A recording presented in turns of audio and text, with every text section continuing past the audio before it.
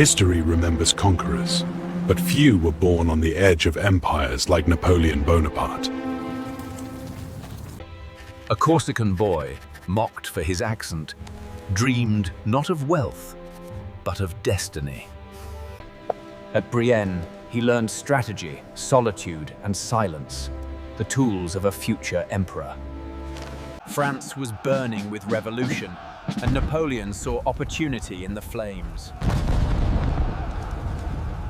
At Toulon, he turned chaos into victory, and France finally looked his way.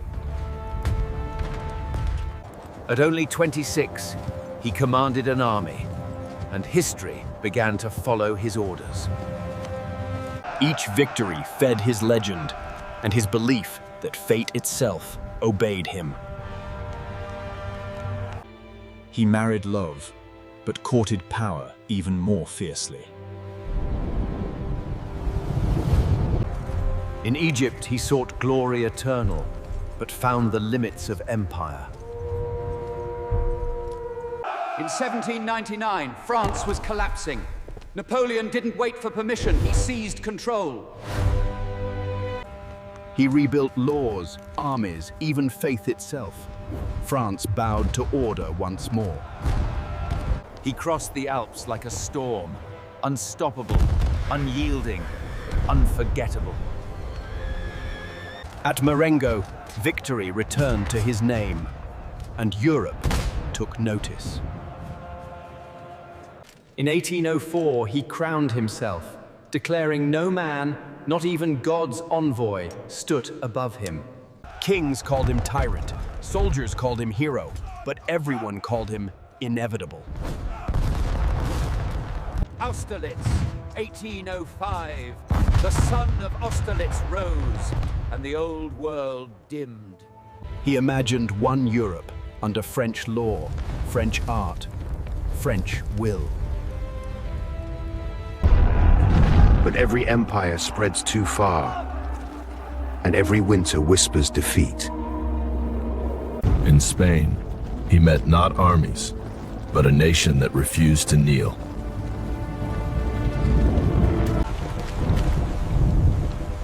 Each mile conquered cost him loyalty and blood.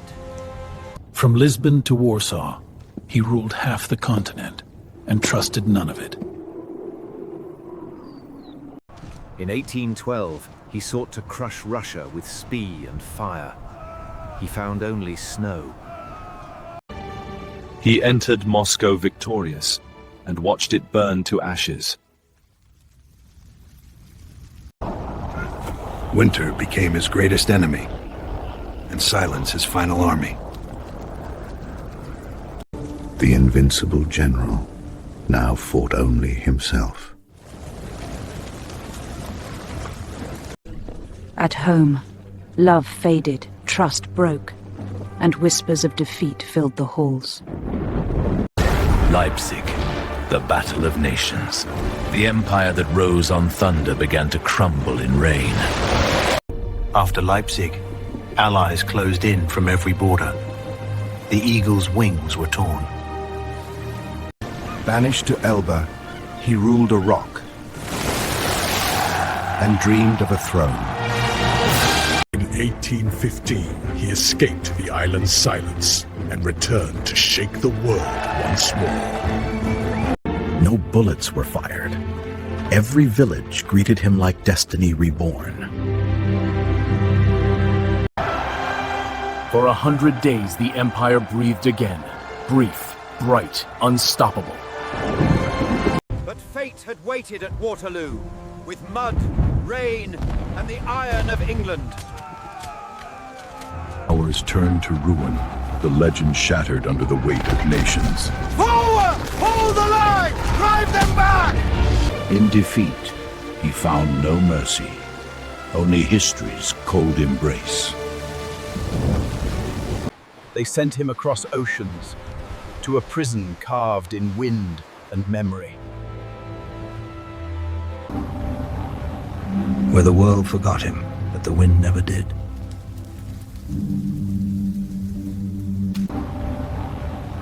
Where the world forgot him, but the wind never did. Hosts of victories, marched only in his mind.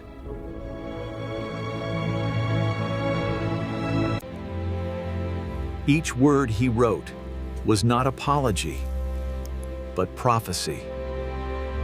He watched his last sunset, whispering, "France, my destiny, my curse." On May 5, 1821, the conqueror of Europe surrendered only to time. Equals. 2 decades later, France brought him home. Not in triumph, but in tears. Napoleon, the man who turned ambition into destiny, and destiny into legend. In Paris, he sleeps beneath gold and stone, but his name never rests.